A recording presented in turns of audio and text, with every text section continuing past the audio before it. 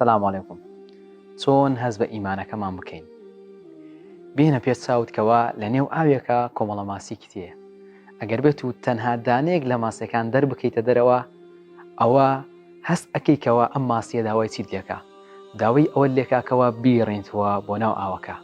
بەڵام لە هەمان کاتە کە کاتێ ماسیەکە لە ناو ئاوەکە بوو، هەستی بۆ ناکرد ئاو هەیە و ناشزانێ ئاو چییە.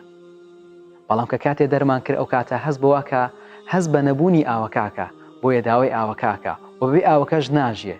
ئێمە ئیمانداریش بە هەمان شێوە واین، چونکە ئێمە لە ناو ژیانمانە کۆمەڵێک پێشهات و ناخۆشی و بەڵاو ناڕەحەتی نێتە پێشمان، هەست بەوە ناکەینکەوە ئیماندارین. بۆ چونکە کە کاتێک ناڕەحەتیەک و بەڵایەک و موسیبەتێک ڕۆمانتێکە، ئەو کاتە ئیمانەکەمان هانمان ئەدا و پاڵمان پێوانێکەوە دووبارە بگەڕینەوە بەلای خوای خۆمان، ئەو کات هەست بۆواکەینکەوە ئێمە ئیماندارین.